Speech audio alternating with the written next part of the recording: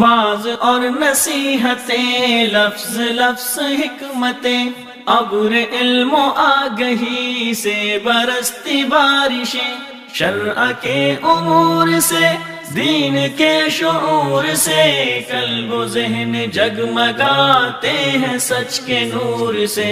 خطبہ جمعۃ المبارک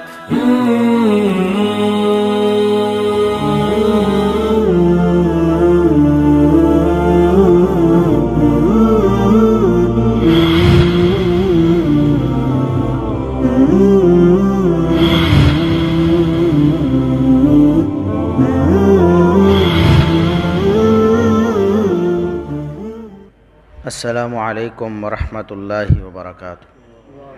ان الحمد للہ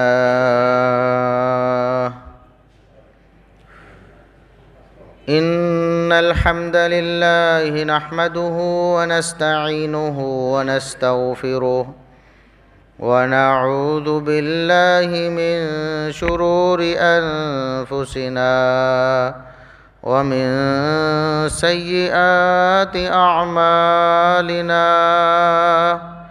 من يهده الله فلا مضل له ومن يضلل فلا هادي له، اشهد ان لا اله الا الله وحده لا شريك له، واشهد ان محمدا عبده ورسوله۔ اللهم صل على محمد وعلى آل محمد كما صليت على إبراهيم وعلى آل إبراهيم إنك حميد مجيد۔ اللهم بارك على محمد وعلى آل محمد كما باركت على إبراهيم وعلى آل إبراهيم إنك حميد مجيد۔ أما بعد، فيا أيها الناس، ألا إن خير الحديث كتاب الله، وخير الهدي هدي محمد صلى الله عليه وسلم، وشر الأمور محدثاتها، وكل محدثة بدعة، وكل بدعة ضلالة۔ أعوذ بالله السميع العليم من الشيطان الرجيم، من همزه ونفخه ونفثه، بسم الله الرحمن الرحيم۔ وإذا بشر أحدهم بالأنثى ظل وجهه مسودا وهو كظيم، يتوارى من القوم من سوء ما بشر به، أيمسكه على هون أم يدسه في التراب، ألا ساء ما يحكمون۔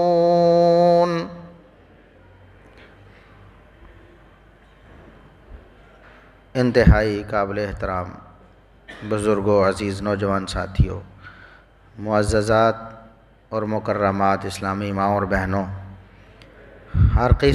ہر قسم کی حمد و ثنا، تعریف و تمجید، کبریائی بڑائی، رفعت و عظمت اللہ رب العزت کے لیے جو پوری کائنات کا خالق و مالک ہے۔ بے شمار لا تعداد بے حد و حساب درود و سلام پیغمبر آخر الزماں، محسن انسانیت، محسن کائنات جناب محمد الرسول اللہ صلی اللہ علیہ وسلم کی ذات اقدس پر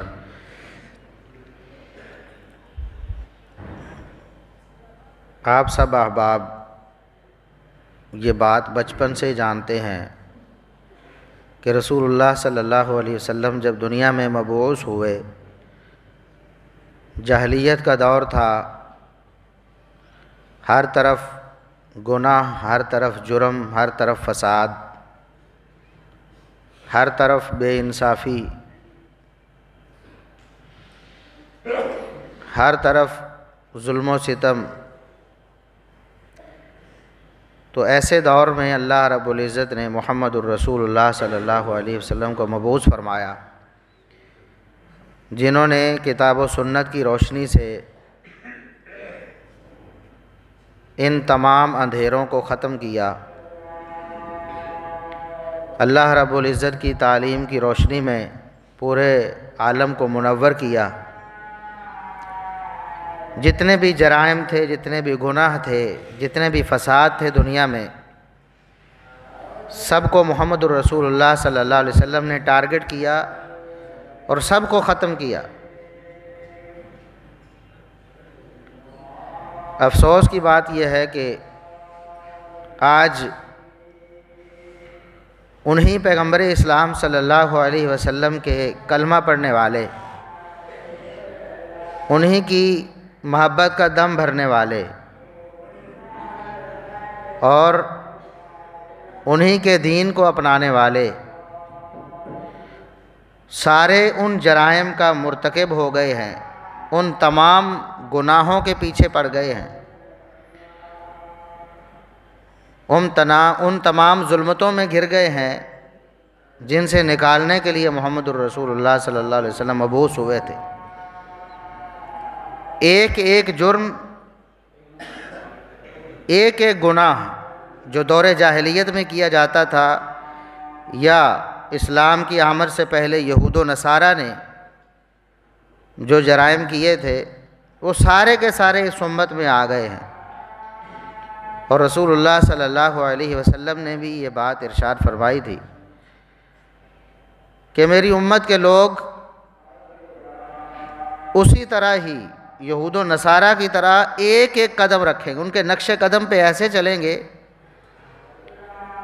کہ ان کا ایک قدم بھی نہیں چھوڑیں گے جس کے اوپر یہ پاؤں نہ رکھیں، ان کی ایک حرکت بھی نہیں چھوڑیں گے جس کی یہ پیروی نہ کریں۔ تو آج وہ تمام جرائم جو یہود و نصارہ میں موجود تھے، جو مشرکین مکہ میں موجود تھے، افسوس کے ساتھ آج مسلمانوں میں موجود ہے۔ شرک سے لے کر، بدعت سے لے کر، اللہ رب العزت کی شان میں اور اللہ رب العزت کی ذات اور صفات میں شرک سے لے کر ہر گناہ، وہ عبادات سے تعلق رکھتا ہو، وہ معاملات سے تعلق رکھتا ہو، وہ عقیدت میں غلو سے تعلق رکھتا ہو، تمام کے تمام گناہ اس امت میں آج موجود ہیں۔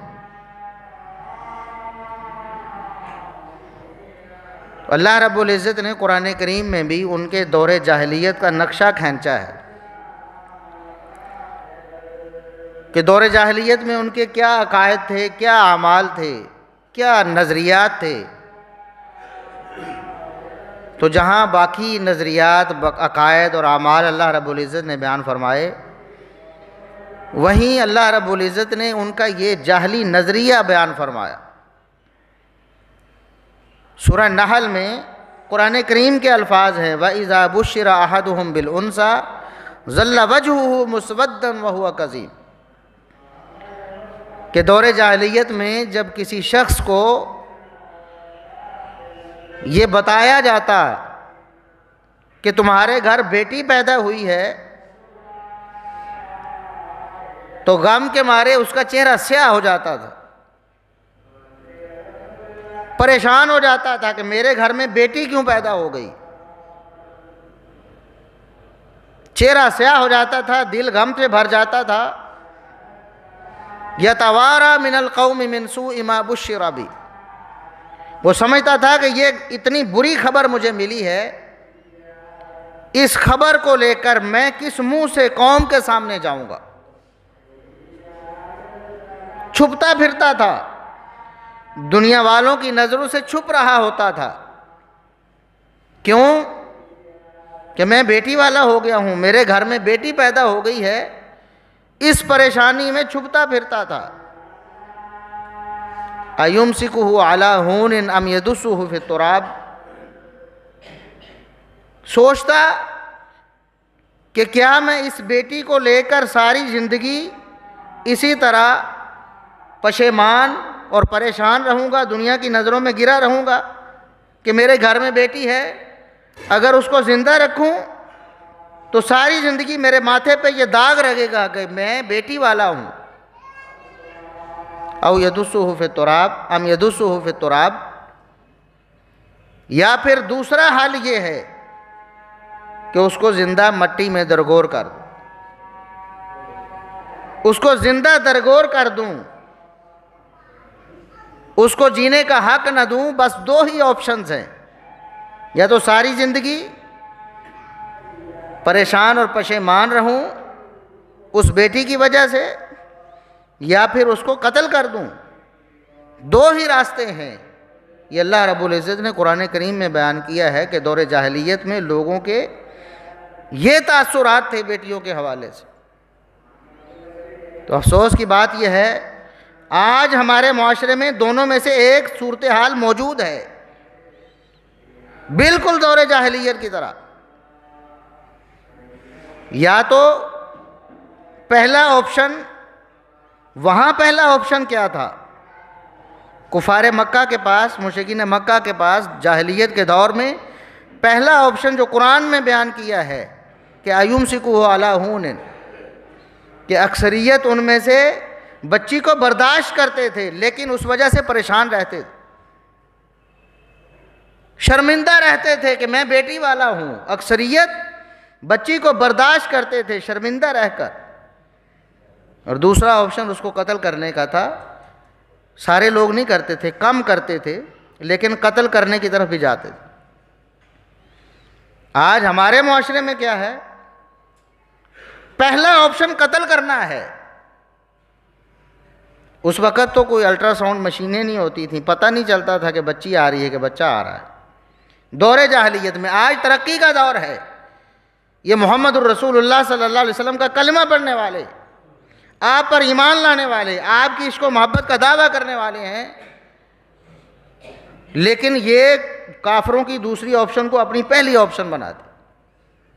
یہ کسی نہ کسی طریقے سے ابارشن کروا دیا جائے، بچی کو پیدا ہونے سے پہلے ہی قتل کر دیا جائے. پہلا آپشن. اور دوسرا کیا ہے؟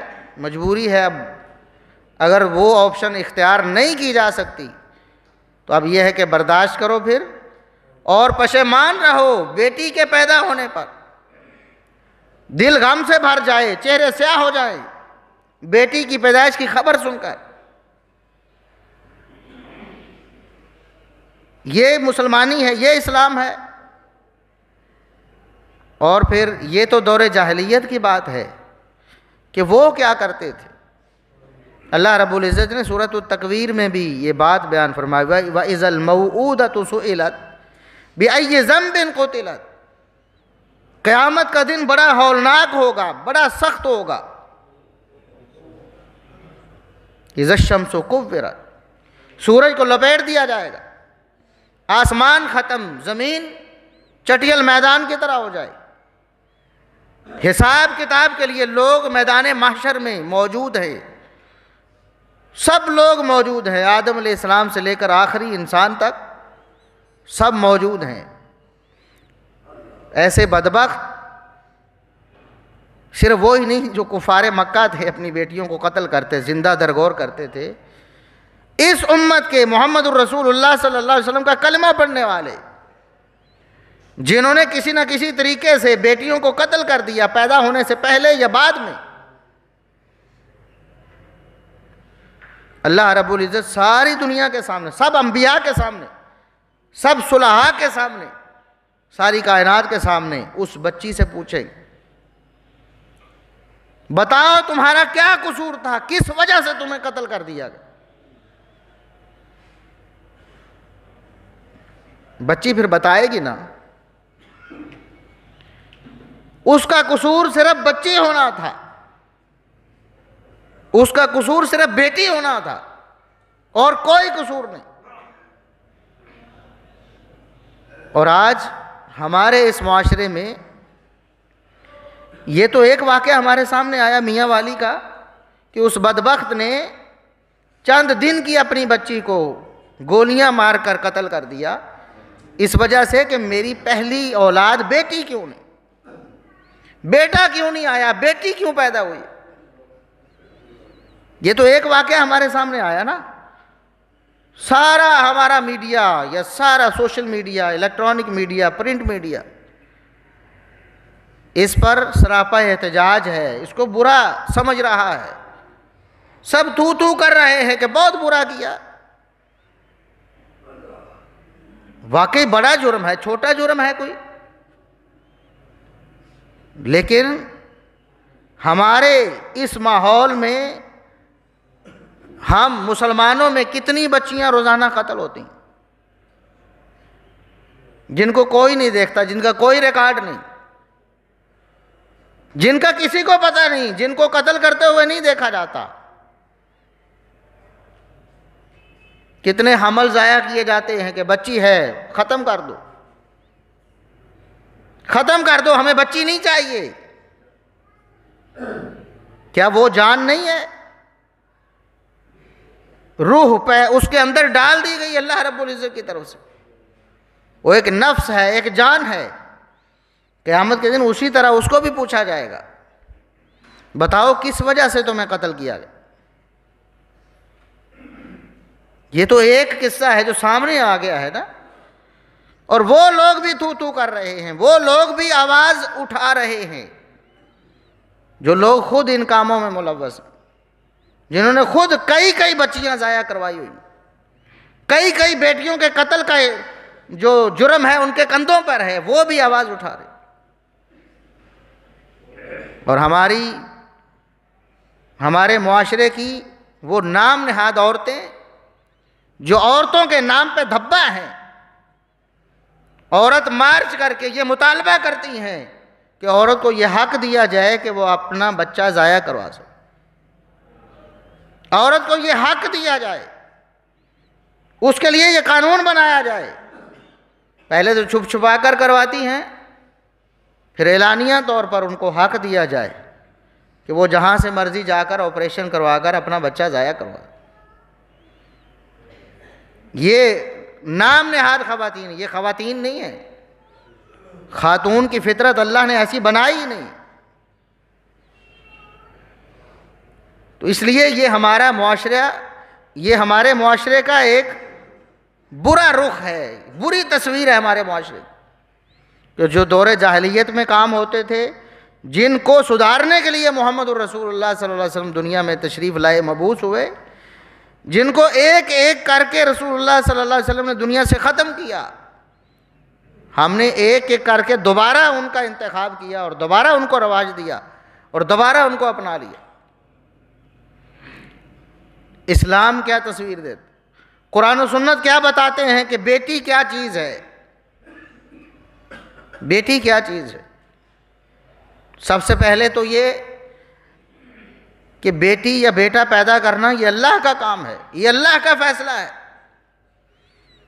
اللہ رب العزت کے اس فیصلے میں کوئی شریک نہیں، کسی کا کوئی دخل نہیں ہے، نہ مرد کا، نہ عورت کا، نہ ڈاکٹر کا، کسی کا کوئی اس میں دخل ہی نہیں ہے، یہ اللہ رب العزت کا فیصلہ ہے۔ للہ ملک السماوات والارض یخلق ما یشاء، زمین و آسمان کی ساری بادشاہت اللہ رب العزت کے پاس ہے، وہ جو چاہے پیدا کرتا ہے۔ یہب لمن یشاء اناثا ویہب لمن یشاء الذکور، اللہ جسے چاہے بیٹیاں دیتا ہے اور اللہ جسے چاہے بیٹے دیتا ہے۔ یہاں بھی اللہ رب العزت نے قرآن میں جب ذکر کیا کہ اللہ جسے چاہے، پہلے بیٹیوں کا ذکر کیا کہ اللہ جسے چاہے بیٹیاں دیتا ہے اور جسے چاہے بیٹے دیتا ہے اور جسے چاہے بیٹیاں بیٹے ملا کر دیتا ہے۔ وَيَجْعَلُ مَن يَشَاءُ عَقِيمًا، اور اللہ کا فیصلہ ہو، جسے چاہے اللہ بانجھ رکھتا ہے، ساری زندگی کوئی اولاد نہیں دیتا۔ إِنَّهُ عَلِيمٌ قَدِيرٌ، اسے خوب علم ہے کس کے لیے بیٹے اچھے ہیں، کس کے لیے بیٹیاں اچھی ہیں، اور خوب قادر ہے جس کو چاہے بیٹیاں دے، جس کو چاہے بیٹے دے، جس کو چاہے ملا کر دے، جس کو چاہے بانجھ رکھے۔ یہ اللہ کا فیصلہ ہے، اس میں کوئی بھی اس کا شریک نہیں، کسی کا کوئی دخل نہیں۔ اور پھر ایسے بدبخت جو کہتے ہیں کہ بیٹی کیوں پیدا ہوئی ہے، عورت کو قصوروار ٹھہراتے ہیں۔ ایک تو قرآن کہتا ہے کہ عورت کا کوئی قصور نہیں بیٹی یا بیٹا پیدا ہونے، یہ اللہ کا فیصلہ ہے، عورت کا کوئی قصور نہیں۔ اور دوسرا میڈیکل سائنس بھی یہ کہتی کہ عورت کا سرے سے کوئی دخل ہی نہیں بیٹا یا بیٹی کی، کوئی دخل نہیں۔ اگر دخل کوئی ہو سکتا ہے تو وہ مرد کا ہو سکتا ہے۔ اگر کوئی شخص سمجھتا ہے کہ میاں بیوی میں سے کسی کا کوئی دخل ہو سکتا ہے تو کسی صورت میں وہ مرد کا ہو سکتا ہے، عورت کا نہیں ہو سکتا۔ عورت کے اندر اللہ رب العزت نے ایک ہی کروموسوم رکھا ہے، ایکس۔ مرد کے اندر دو ہیں، ایکس اور وائی۔ اب مرد کے کروموسومز میں سے جو بھی آگے جا کر عورت کے کروموسوم سے ملتا ہے اس کے مطابق اولاد کی جنس متعین ہوتی ہے۔ لیکن ہم تو کہتے ہیں وہاں بھی مرد کا کوئی اختیار نہیں، وہ تو اللہ رب العزت کا فیصلہ ہے۔ لیکن جو بدبخت یہ سمجھتا ہے کہ اس میں قصور ہے تو وہ تو قصور مرد کا ہو سکتا ہے، عورت کا تو نہیں ہو سکتا۔ عورت کے جو پاس تھا اس نے پیش کر دیا، تو یہ جاہلیت کی انتہا ہے۔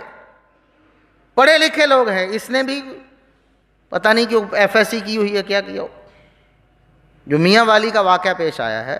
اور یہ تو ایک واقعہ، یہاں پڑھے لکھے ڈاکٹرز، انجینئرز، بڑے بڑے دانشور اپنی اولادوں کو ضائع کرواتے، اس لیے کہ بیٹی ہو رہی ہے، پہلے پتہ چل گیا تو ابارشن کروا دو۔ پڑھے لکھے ہیں، عورتوں کو قصور دیتے ہیں، عورتوں کو تانے دیتے ہیں کہ تم نے تو بیٹیاں ہی بیٹیاں دی ہیں، حالانکہ عورت کا کوئی قصور ہی نہیں، یہ پڑھے لکھے ہیں، یہ دنیا کی تعلیم سے بھی کورے ہیں اور قرآن و سنت کی تعلیم سے بھی کورے ہیں۔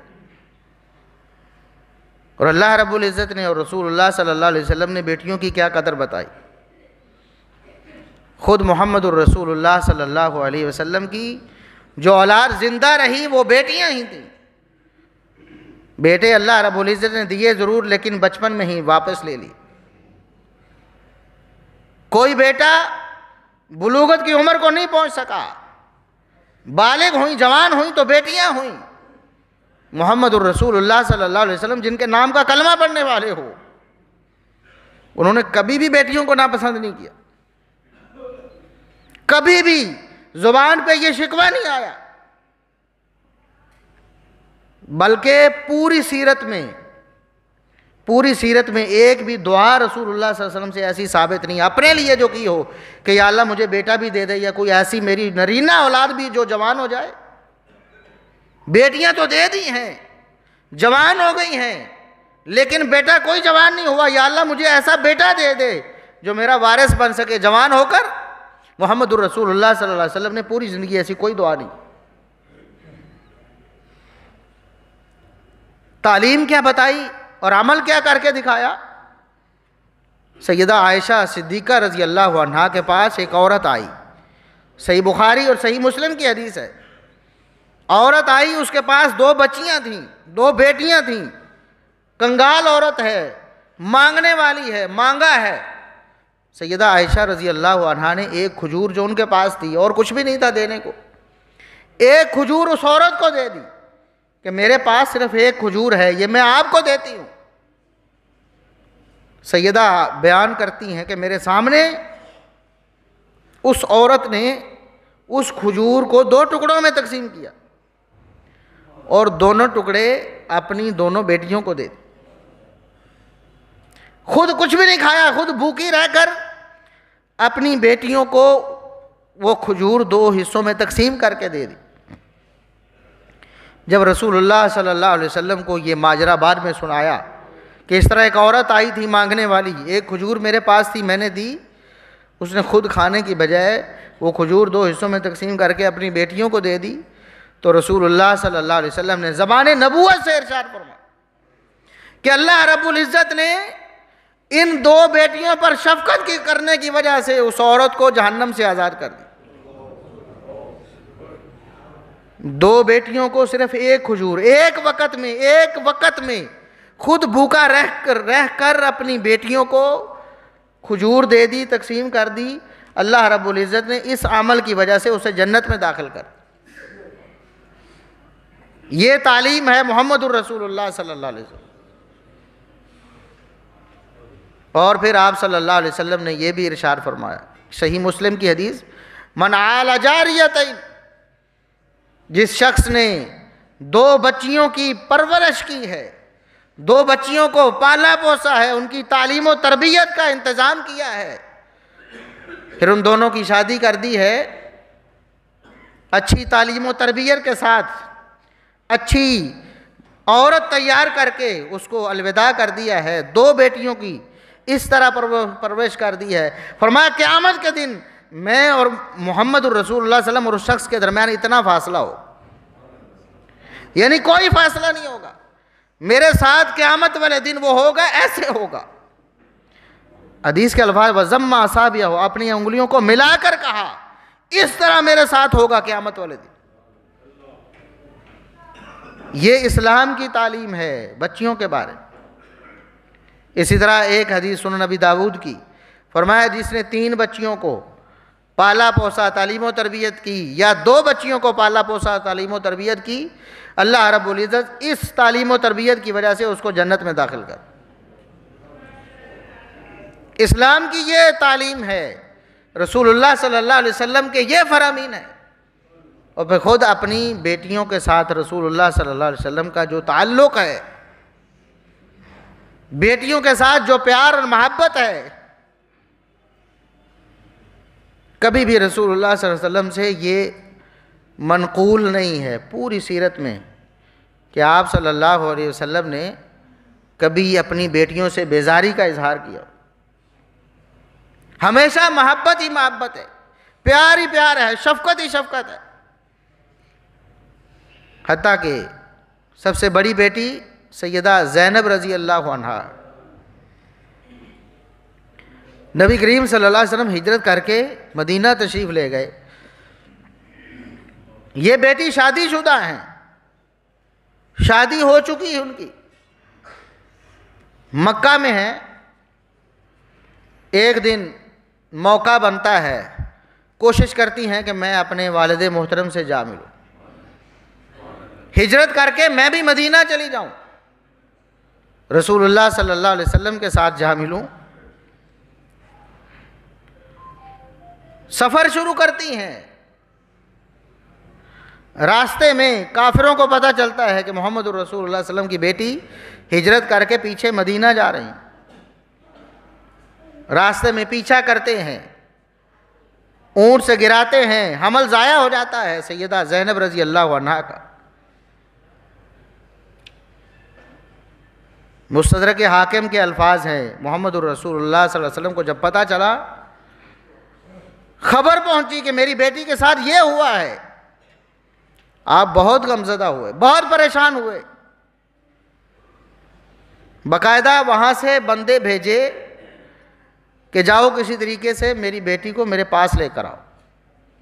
فرمایا ہاذہ افضل بناتی اصیبت فیہ, یہ میری سب سے افضل بیٹی ہے, اس کا مقام سب سے اعلیٰ ہے, اس نے میری خاطر تکلیفیں اٹھائیں.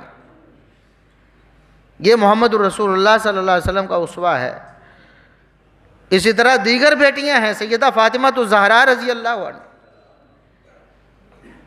نبی کریم صلی اللہ علیہ وسلم کی لخت جگر. آپ شادی کر دی، اس کی نکاح کر دیا علی المرتضیٰ رضی اللہ عنہ کے ساتھ۔ جب گھر میں آتی ہیں ملنے کے لیے رسول اللہ صلی اللہ علیہ وسلم سے، تو آپ صلی اللہ علیہ وسلم دروازے سے دیکھتے ہی کھڑے ہو جاتے،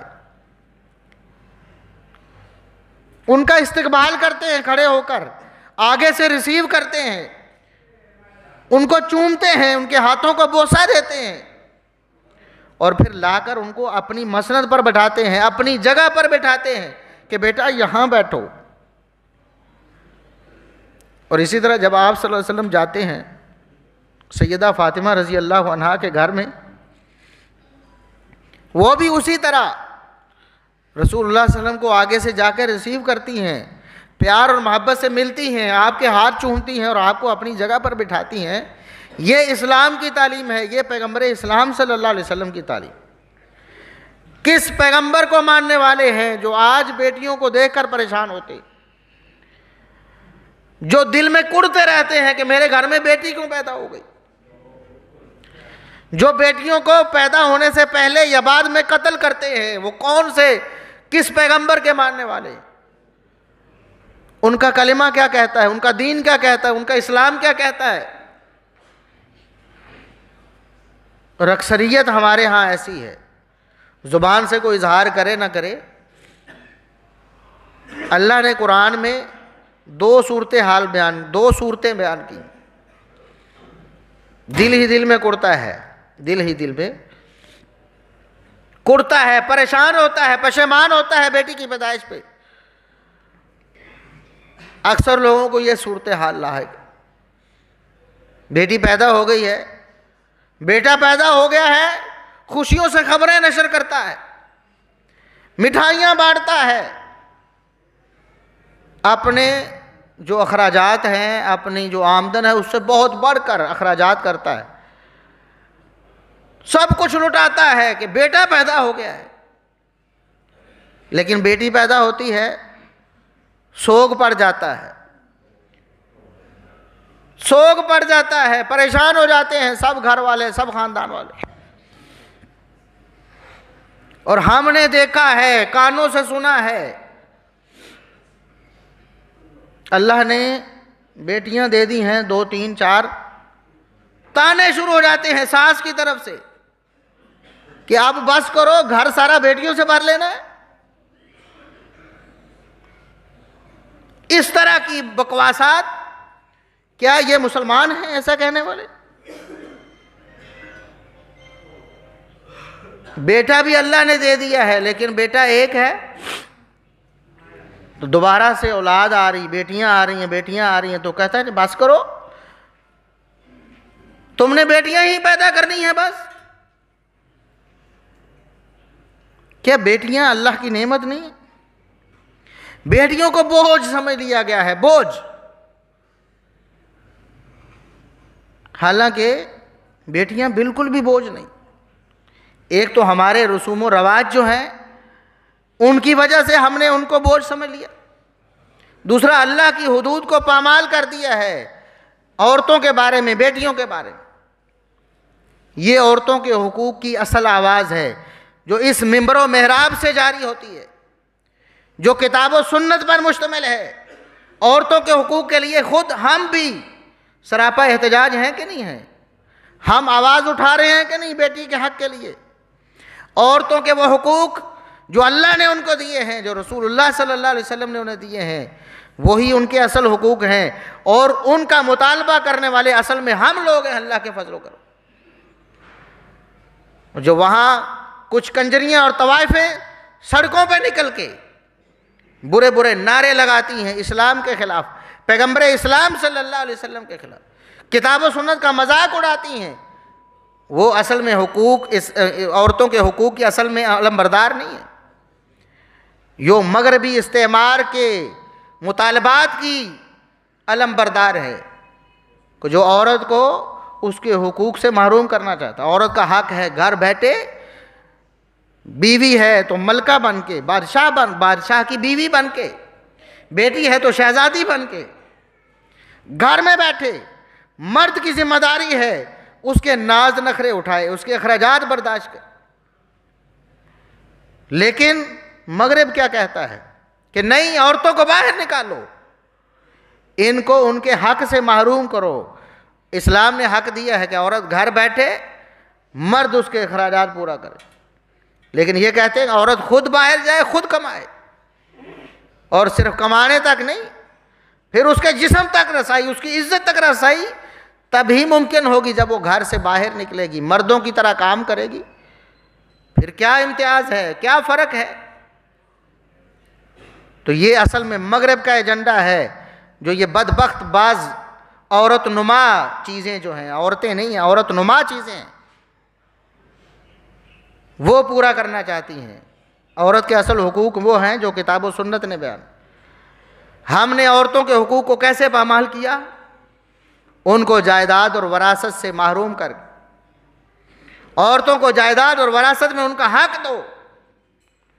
بیٹے کی تعلیم و تربیت پہ اتنا خرچ ہو جاتا ہے، بیٹے کی شادی پہ بھی خرچ ہو جاتا ہے، خوشی سے خرچ ہوتا ہے، تو بیٹی کی شادی پہ خرچ نہیں کرنا؟ دنیا میں، زندگی میں بیٹے اور بیٹی خرچ کرنے میں برابر ہیں، کوئی فرق نہیں۔ اس کی شادی پہ خرچ ہوا تو اس کی شادی پہ بھی خرچ ہوگا۔ یہ کہا کہ ہم نے جہیز دے دیا لہٰذا ہم نے وراثت سے ختم کر دیا اس کو، وراثت کیسے ختم ہو جائے گی؟ یہ اصل حق ہے۔ اگر ہم رسوم و رواج کو چھوڑ کر کتاب و سنت کے پابند ہو جائیں تو آج بھی کوئی وجہ نہیں ہے۔ بیٹیاں رحمت ہی رحمت ہیں، بیٹیاں اللہ رب العزت کی بہت بڑی رحمت ہے۔ جن کے پاس بیٹیاں نہیں ہیں ان سے پوچھ کے دیکھو بیٹیوں کی قدر و قیمت کیا ہوتی، بیٹیوں کی کیا قدر و قیمت ہوتی ہے۔ بیٹے چھوڑ کے چلے جاتے ہیں، ساتھ ہوتے ہوئے بھی گھر سے نکال دیتے ہیں، پھر بھی بیٹیاں سنبھال لیتی ہیں۔ بیٹیوں کو اللہ رب العزت نے وہ محبت، مودت اور شفقت دی ہوتی ہے والدین کے لیے جو بیٹوں کے پاس نہیں ہوتی۔ عورت کا دل اللہ رب العزت نے زیادہ نرم بنایا ہے، اس لیے بیٹیوں کو رحمت جانو، شفقت ان کے ساتھ کرو، محبت کرو۔ اگر اللہ نے بیٹا نہیں بھی دیا کوئی بات نہیں، محمد الرسول اللہ صلی اللہ علیہ وسلم کے پاس بھی کوئی بیٹا نہیں تھا بڑا، سب بچپن میں فوت ہو گئے۔ انبیاء بیٹیوں والے ہیں، کوئی غم نہ کرو، پریشان نہ ہو جاؤ، بلکہ اجر کی امید کرو کہ آپ نے بیٹیوں کی تعلیم و تربیت کی ہے تو انشاءاللہ جنت ملے گی، محمد الرسول اللہ صلی اللہ علیہ وسلم کا ساتھ ملے گا قیامت کے دن۔ اللہ رب العزت ہمیں عمل کرنے کی توفیق عطا فرمائے۔ وآخر دعوانا الحمدللہ۔